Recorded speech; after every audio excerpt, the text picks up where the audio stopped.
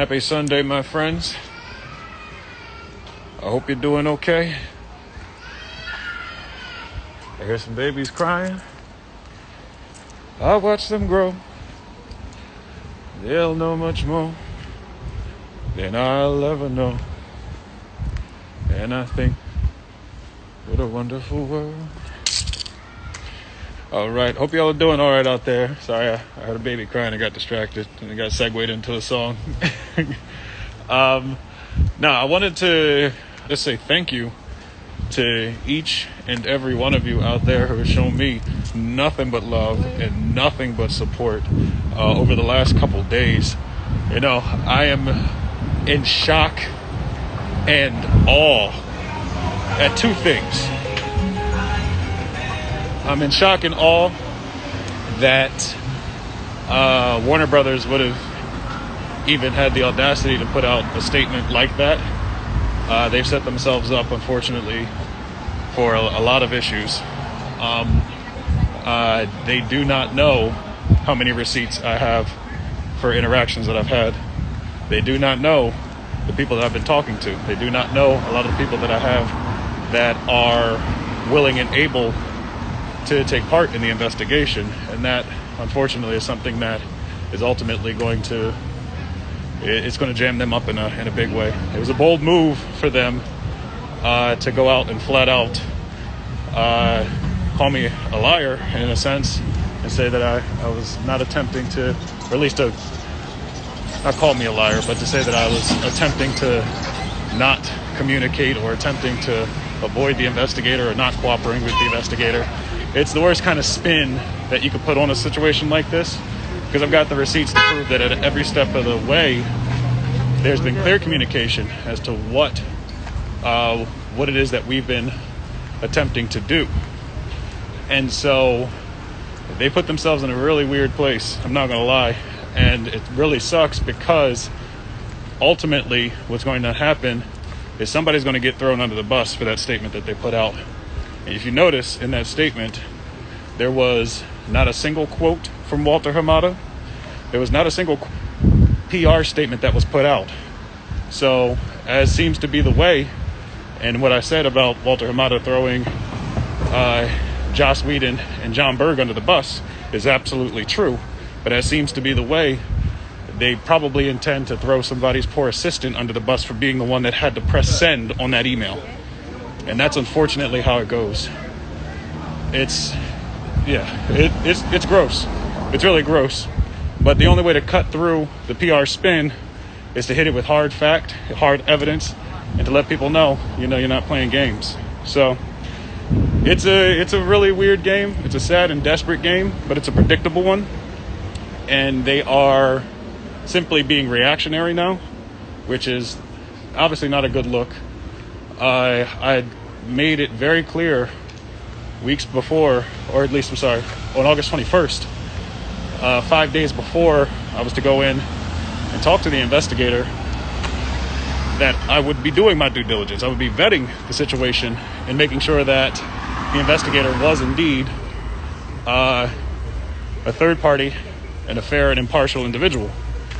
What they neglected to mention in the article that they had put out, and some people have called it a hit piece, and for all intents and purposes it is, but what they had neglected to mention is that after my conversation with Walter Hamada, wherein I demanded of Walter that we be able to take this to whatever next step needed to be taken, because in the article they made it seem as if he bestowed this gracious request upon me to take it to the next level. Not at all. Not at all.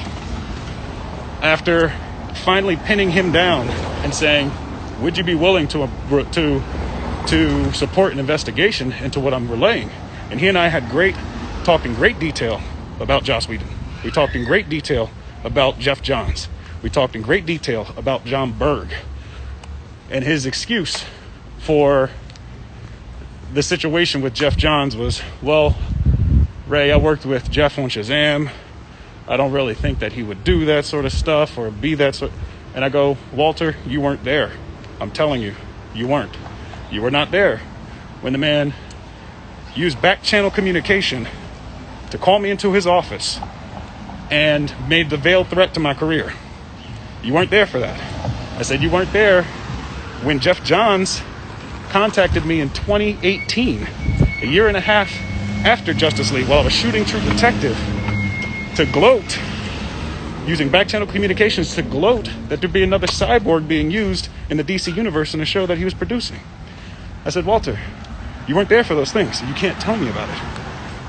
And so finally, when we got to the heart of all that stuff, and I realized that clearly this is a situation wherein Walter was attempting to protect Geoff Johns because of his continued business partnerships, such as Wonder Woman 1984, such as whatever other projects that they may have coming down the pipeline.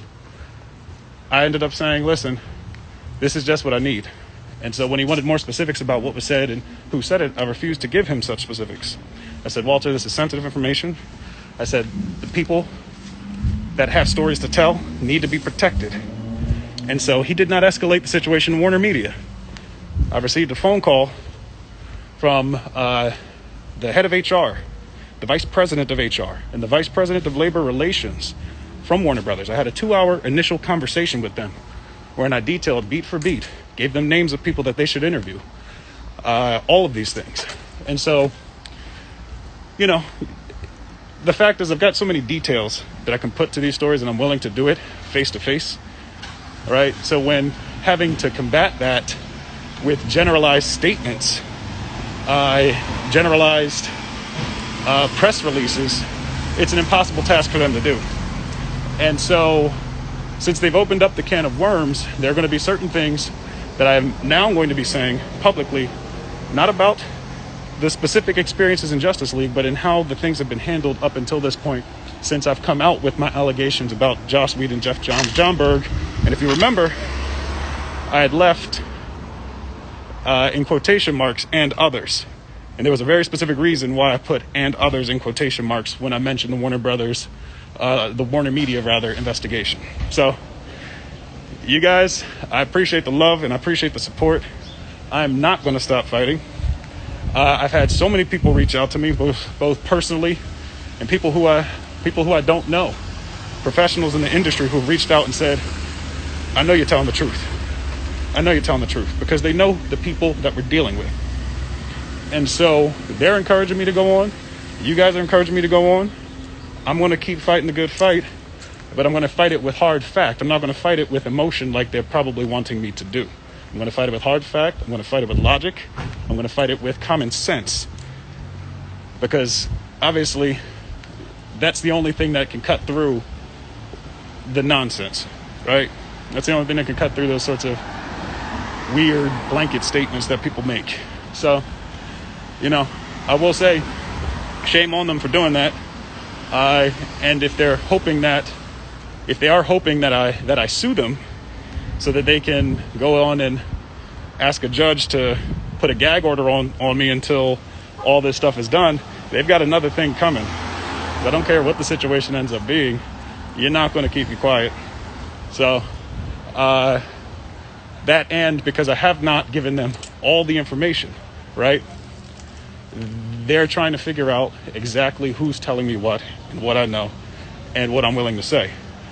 And because I have not run it by them, I have not run it by anybody prior to me saying some of the things that I've been saying, they don't know what I'm going to say next or how I'm going to respond. So they tested the waters with that statement, and I think people saw through it immediately, and it backfired on them in a big way. Because when I could furnish receipts to immediately refute critical pieces of information that you're trying to use to defame me, you're toast. You're toast. So, like I said, they've escalated it to a different level now. I'm going to go ahead and figure out what the next best steps are to proceed in the situation. So yeah, just know we're going to get it done. And if any weird or funky stuff starts happening, you see weird or funky stories floating out around there, it's floating out there about me, you'll know. You already know. So I on a bit of a ramble right now, but I usually ramble to myself while I'm walking. Helps me clear my hair. clear my head rather. But insofar as that's concerned, I want to thank you guys so much. This is one of those things where it affects more than just myself. All right, I know that I will take ultimately the brunt of what this is, but this affects my family. All right, you got people reaching out to my siblings, going, "Hey, what's going on? I'm seeing these headlines. Is everything okay?" So on and so forth. And I got to tell them, "Hey, listen, don't worry. You know how the media spin goes. I got it under control." So, they're gonna keep doing what they do, and I'll keep calling it out, and I'll let you know what the motivation behind their moves are, because they're not used to people just calling it out blatantly, particularly the people that they're dealing with. They're used to being passed through PR person after PR person, making sure that it's a statement that reduces blowback, reduces this, reduces that. I don't play those kind of games. I do not. And so, they've got a lot more power. They've got a lot more access to outlets to be able to blast their story out. But what I'm grateful for, what I thank my lucky stars for, is that I've got you guys out there helping to lift me up and helping to actually spread the truth out there about what's going on. So I was supposed to do some game streaming later on today, but I may just turn that into a quick thank you session for all of you guys over on Twitch later on at I'd probably say about 6 p.m. Eastern. So yeah, I'll do that. It'll just be a just chatting conversation, and you already know. Outside of that, y'all, I'm going to stay on them. I'm going to make sure that the investigation situation is one that is fair and that protects everybody that's got a story to tell, because it ends up these are some of the people that have stories to tell do not have the protection of having a large social media following to go to bat for them, right? Some of the people that have stories to tell, if it goes into the hands of the wrong person who's just simply looking to see who are the troublemakers, who are the ones saying this or doing that, they're the ones that are ultimately going to end up getting hurt beyond repair, with respect to employment and all that stuff. And as I've said in the past, I've been down a road similar to this before, right? Back in 2010, I spearheaded an effort to unionize a group of workers at a job I was working at. And ultimately, during that process, I myself had contacted the union. And you can check with them. This was 2010. It was local 360 based out of New Jersey, the United Food and Commercial Workers Union. There were issues at the job. We were trying to get unionized. Myself and some other folks were let go during this effort.